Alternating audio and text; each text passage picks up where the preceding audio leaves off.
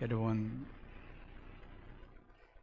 왜 교회를 다니신가요?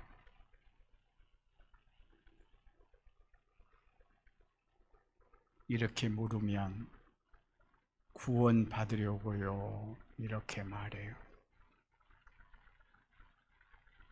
그렇다면 구원은 무엇일까요?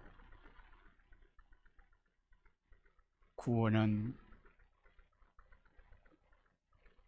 하나님과의 관계성 회복, 다시 말하면 1차적으로는 하나님과 사이가 좋은 것, 나아가서 사람과도 사이가 좋은 것을 누려가는 것, 한 걸음 더 나아가서 자연 만물과의 관계도 좋았으면 좋겠어요. 오늘 본문의 말씀을 통해서 구원을 구체적으로 말씀하고 있어요.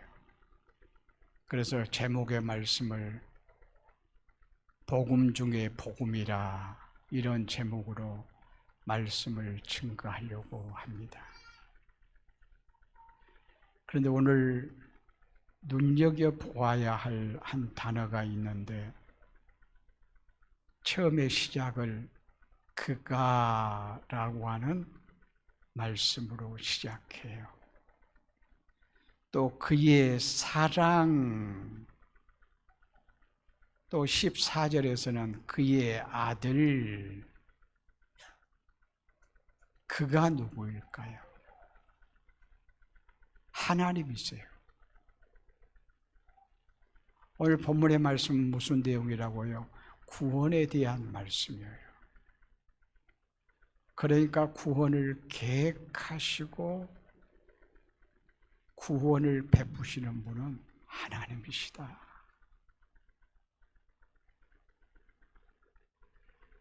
물론 중요한 것은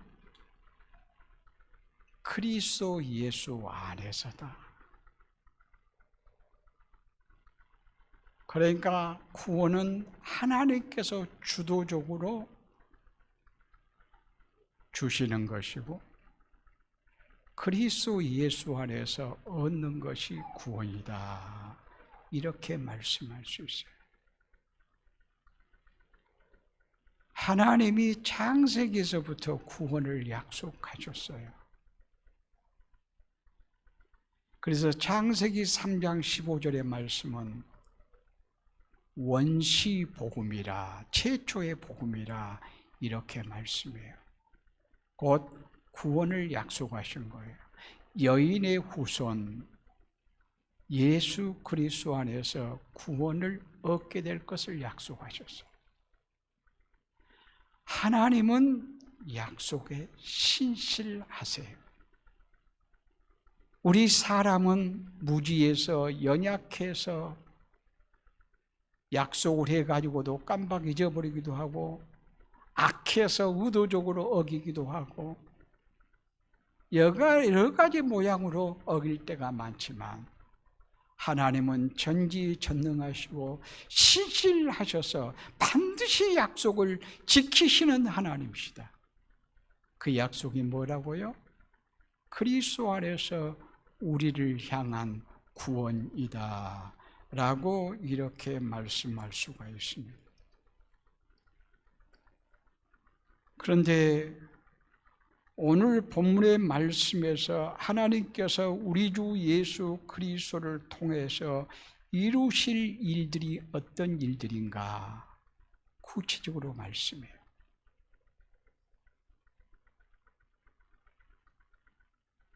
그리스도 안에서 이루실 일, 동사 3개를 발견하면 되는데, 그것은 건져내셨다,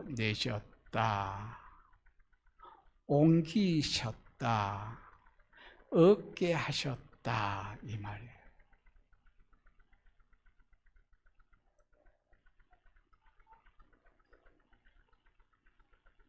건져내셨다, 옮기셨다, 얻게 하셨다. 시제로 말하면 과거 완료형이에요. 언제라고 물으면 예수 그리스도를 믿을 때, 예수 그리스도를 믿을 때 옮겨졌는데, 건짐을 받았는데 어디서요? 흑암의 권세에서. 어디로 옮기셨어요? 아들의 나라로. 무엇을 얻게 하셨어요? 제3을 얻게 하셨다. 이 세 가지를 구체적으로 말씀을 드리려고 합니다.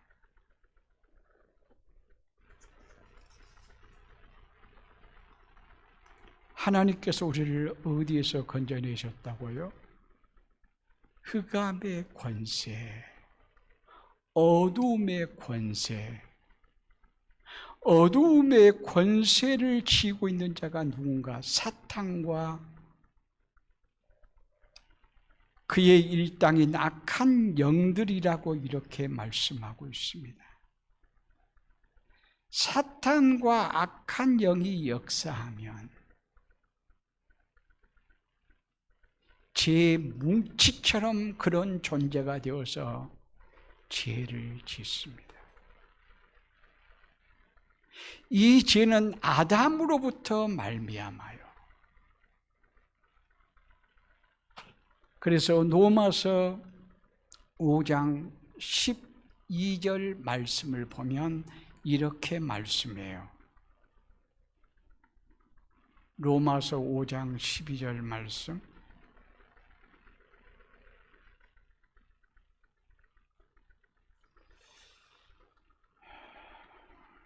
제가 잘못 주었나 보네요.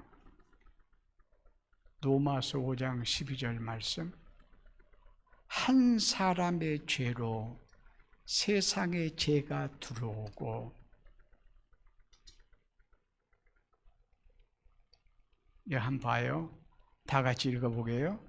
그러므로 한 사람으로 말미암아 죄가 세상에 들어오고 죄로 말미암아 사망이 들어왔나니 이와 같이 모든 사람이 죄를 지었으므로 사망이 모든 사람에게 이르렀느니라. 죄를 지으면 죽으리라 말씀하셨어요. 그런데 아담 한 사람의 죄로 말미암아 죄가 세상에 들어왔어요. 아담은 자연인 한 사람으로 끝나는 존재가 아니라 모든 인간의 대표자예요. 그래서 이 땅의 아빠와 엄마를 통해서 태어난 모든 자들은 아담의 피를 이어받은 자라고 이렇게 말씀할 수가 있어요. 그래서 아담의 죄가 우리의 죄가 되어서 우리에게 결국은 사망이 왔다라고 이렇게 말씀할 수 있어요.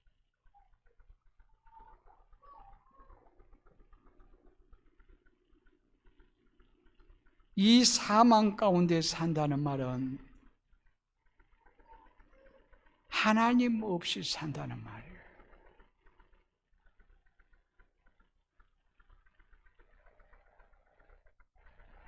사망의 반대는 생명이고, 생명은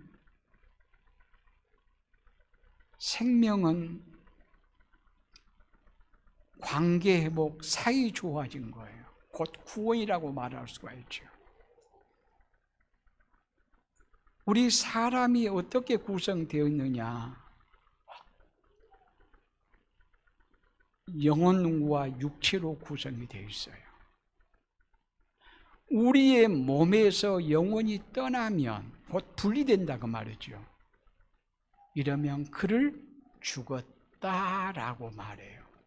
이 죽음을 육적인 죽음이라 말해요. 그리고 하나님과의 관계가 단절된 것, 하나님을 떠난 것, 이것을 영적인 죽음이라고 말해요. 그리고 영육이 결합된 상태에서 영육이 하나님 없이 사는 상태를 영원한 죽음이라고 이렇게 말해요.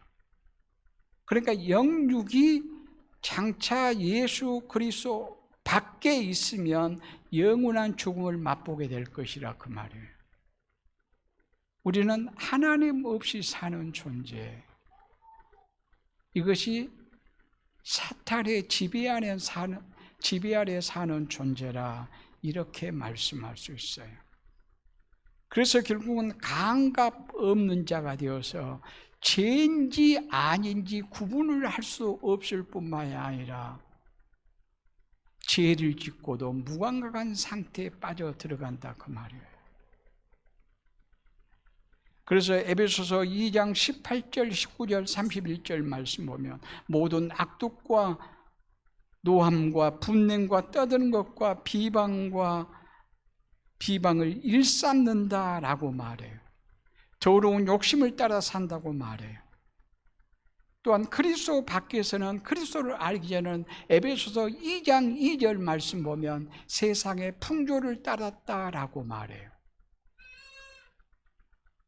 또한 3절 말씀에서는 육체의 욕심을 따라서 살았다 이렇게 말해요.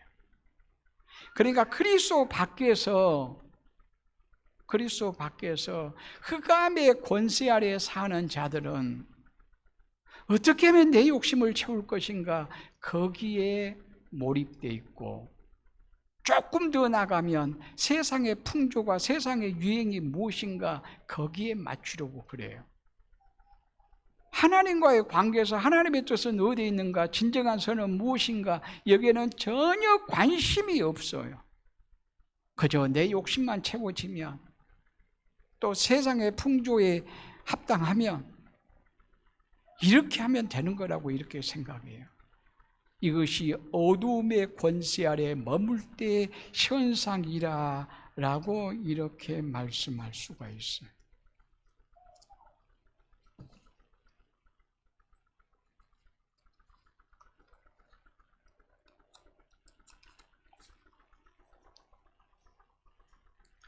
이 어둠의 권세에서 우리 스스로 구원받을 길이 없어요.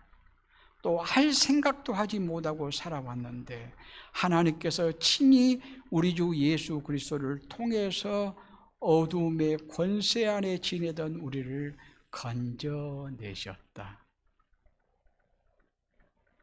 구렁텅이에 빠져 있는데 누군가가 건져내주듯이 우리는 죄의 구덩텅이에 빠져 있어요. 죄의 뭉치처럼 살아가고 있어요.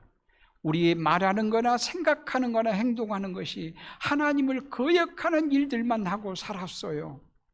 그런데 그리스도 예수께서 우리를 구출해 내셨다. 이것을 흑암의 권세에서 건져내셨다라고 이렇게 말씀해요. 그러면 흑암의 권세에서 어디로 옮기셨을까요? 13절 하반절 말씀 보면 그의 사랑의 아들의 나라로 옮기셨으니, 그의 사랑의 아들의 나라. 그는 하나님이에요. 하나님의 사랑의 아들의 나라.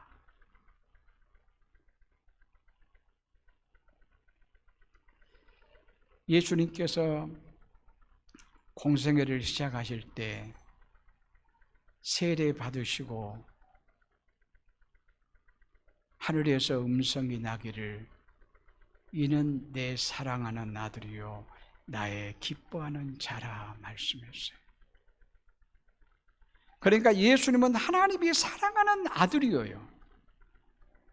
하나님이 사랑하는 하나님이 사랑하는 사랑의 아들, 그의 나라로 우리를 옮기셨다 이런 말씀이에요. 그리고 하나님의 사랑이 가장 두드러지게 확연하게 분명하게 나타난 곳이 어딘가? 독생자 예수 그리스도의 십자가의 죽음을 통해서 확증하셔요. 하나님이 우리를 얼마나 사랑했느냐? 그러면 독생자를 십자가에 내주게 사랑하셨다. 이것이 하나님이 사랑한 증거물이에요. 이런 하나님께서 우리를 사랑하시고 사랑하는 아들의 나라로 우리를 옮기셨다. 하나님의 나라의 백성이 되게 하셨다라고 하는 이러한 말씀이에요. 하나님의 사랑의 아들의 나라는 누가 왕이실까요? 예수 그리스도가 왕이세요. 아들의 나라니까. 아들의 나라는 말은 예수님의 나라라고 말해요. 그러므로 예수님이 왕이세요. 그래서 하나님의 사랑의 아들의 나라로 옮김을 받는 자들은, 전에는 내가 왕이었어요. 내 마음대로 살았어요. 내가 좋아한 대로 살았어요. 그러나 이제는 하나님의 사랑의 아들의 나라로 우리가 옮겨졌기 때문에 예수 그리스도의 지배를 받으면서 그분의 사랑 가운데서 사는 자가 되어야 된다라고 이렇게 말씀할 수가 있어요. 이 나라를 무슨 나라라고 말한가? 빛의 나라라고 말해요. 그러면서 우리를 어떤 존재라고 말하냐? 빛의 자녀들이라고 말해요. 빛은 누구신가? 원체론적인 빛은 예수 그리스도이세요. 요한복음 8장 말씀 보면 나는 세상의 빛이라 라고 말씀하셨어요. 그러니까 원체론적인 빛은 예수 그리스도이시고 반사된 빛은 예수를 믿는 우리들이라, 빛의 자녀들이라 이렇게 말할 수 있어요. 그래서 우리를 향해서도 마태복음 5장 말씀 보면 너희는 세상의 빛이라 라고 말씀해요. 그러니까 빛의 원체는 예수님이시고 우리는 예수를 믿음으로 말미암아 그를 반사해내는 빛이라, 빛의 자녀들이라 라고 이렇게 말씀할 수가 있다 그 말이에요. 이런 우리는 이제는 예수 그리스도를 주로 삼고 그분을 왕으로 모시고 살아야 됩니다. 늘 고백하기를 예수님이 나의 왕이십니다. 이 고백 속에 살아야 되고, 이 고백 속에 고백적인 삶을 산다고 하는 것은 왕 대신 예수님의 통치를 받고 살렵니다. 그리고 실제 통치를 받고 살 때 예수 그리스도를 왕으로 모신 자의 고백적인 삶이라 이렇게 말씀할 수가 있어요. 그러면서 그 아들 예수 안에서 우리가 무엇을 받았다고 말씀한가요? 구속 곧 제사함을 받았다. 쉽게 말하면 구원 받았다고 말해요.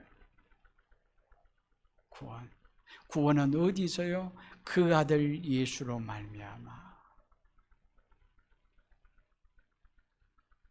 구원의 근거는 당신 구원 받았습니까? 그 근거가 뭡니까? 라고 말하면 예수 그리스도를 믿는 것으로 말미암아서 구원받은 거라.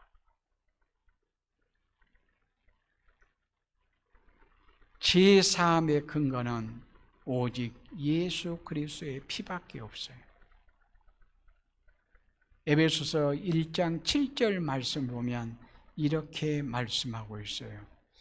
우리가 그리스도 안에서 그의 은혜의 풍성함을 따라 그의 피로 말미암아 속량 곧 제사함을 받았느니라. 그러니까 그리스도 예수로 말미암아 우리가 제사함을 받았다.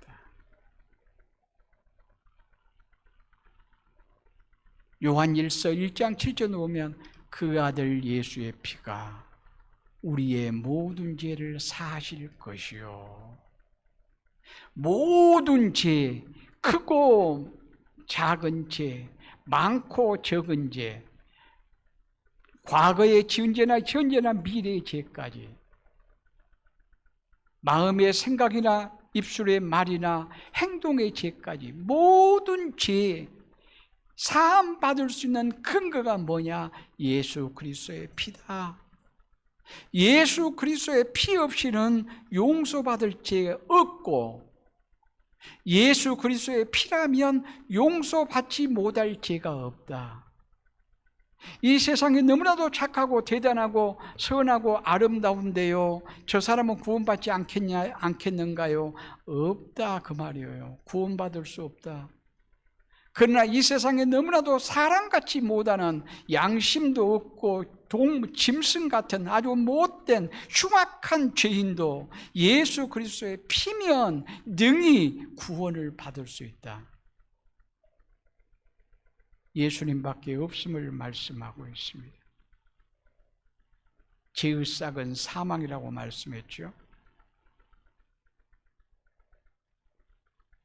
티끌만치의 죄도 죄는 죄예요. 티끌만치의 죄밖에 없으니까 이것은 사람이 판단할 때 티끌만치의 죄지, 대부분의 사람의 죄악은 선이나 죄가 도토리 기적이라고 말할 수 있어요. 그런데 티끌만큼의 작은 죄밖에 없다고 생각합시다. 그래도 그는 구원을 받을 수 없어요. 왜? 하나님의 나라는 거룩한 나라이기에 하나님의 나라로 옮길 수 없다 그 말이에요. 만약에 티끌만치의 죄니까 하나님 나라에 갈 수 있다라고 생각하면 그로 인해서 하나님 나라가 안 돼버린 거예요. 그래서 죄는 깨끗이 씻음을 받아야 돼요. 예수 그리스도를 믿으면 예수 그리스도께서 의의 옷을 입혀주시고 예수 믿음 때문에 하나님께서 용납하셔서 죄 없다 말씀하신다라고 이렇게 말씀할 수가 있어요. 고린도전서 6장 20절 말씀 보면 이런 말씀이 있어요.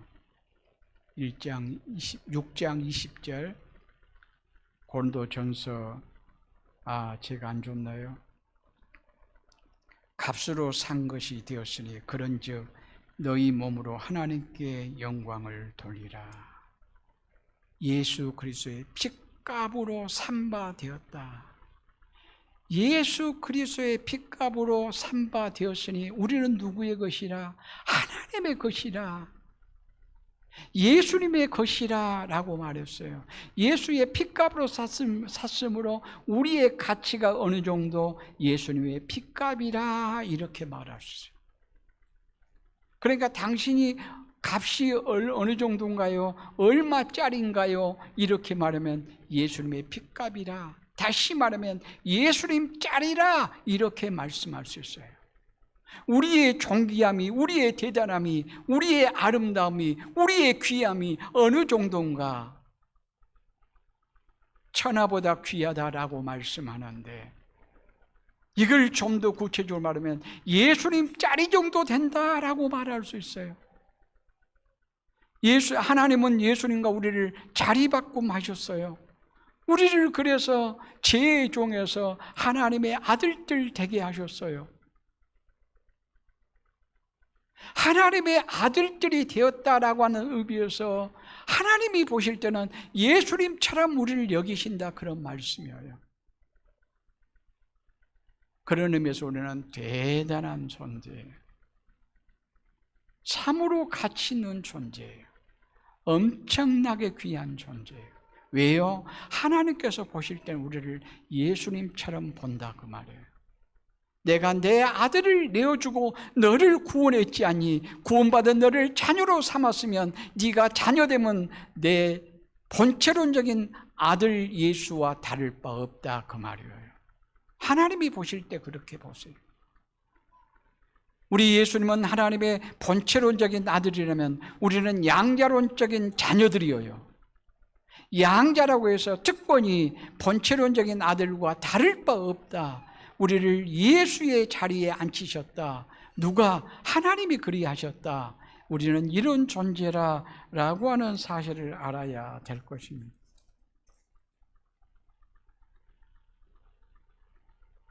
우리의 죄는 어떻게 씻음 받았다고요? 예수의 피로 씻음을 받았어요. 사실은 우리가 죄를 지었으면 죄 짓는 우리가 죄의 빚을 갚아야 맞죠. 빚은 진자가 갚아야 돼요. 채무자가 채권자에게 갚아야 된단 말이에요. 근데 우리는 채무자로서 갚을 능력이 없어요. 죄의 빚을 갚을 능력이 없어요.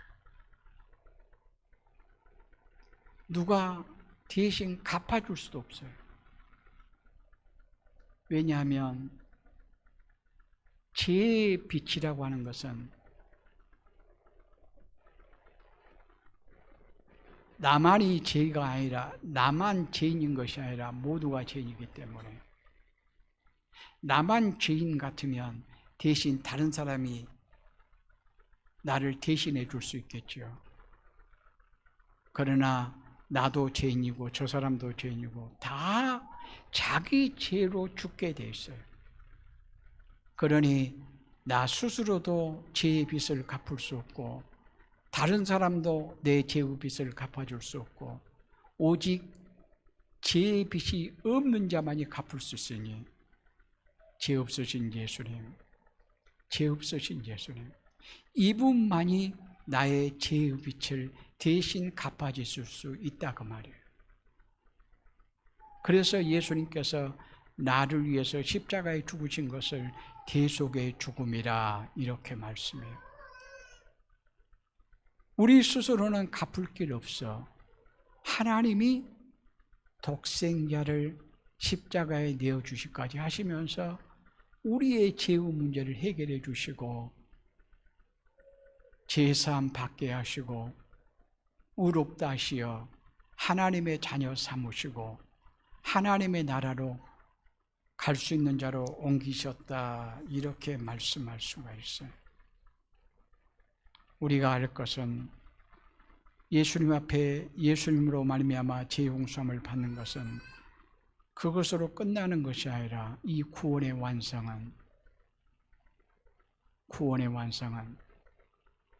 하나님 나라에 갈 때 완성되어진다 말할 수 있어요. 예수 믿으면 죄 용서받고 하나님의 자녀 되지요. 신분적으로는 과거형이에요. 예수 믿을 때 이미 되었어요. 그러나 지금도 죄의 잔존 세력 가운데 살고 있어요. 우리가 부활체 되신 예수님처럼 우리의 생명이 다할 때, 우리 주님 재림하실 때, 그때까지 계속해서 성장시키셔서 우리를 성숙하게 하셔서 하나님 나라로 편입되게 하게 하실 것입니다. 그러니까 우리가 지금 죽으면 영혼은 하나님의 나라, 육체는 흙으로 가요. 그런 의미에서 사람으로서의 완전한 구원이라고 말할 수 없어요. 천국에 갔냐 안 갔냐 그런 의미에서는 완전한 구원이라고 말할 수 있지만 영과 육이 분리되어서 영혼은 하나님의 나라 천국, 육체는 땅속으로. 언제 사람으로서 완전한 구원이 가능한가? 예수님이 재림하실 때 우리의 영육이 합해져서 온전한 사람 되어 영육이 하나님 나라에 편입되어 예수님을 왕으로 모시고 영원한 그 나라에서 하나님의 나라를 마음껏 향유하는, 누리고 즐기는 이런 축복을 얻게 될 것입니다. 그때까지 우리는 구원받은 감격 속에 끊임없이 예수를 생각하며 예수를 닮아가 이것이 언제까지 우리의 생명 다하는 그날까지 구원을 든든하게 지켜가는 우리 모두가 되어줄 수 있기를 바랍니다. 기도하겠습니다.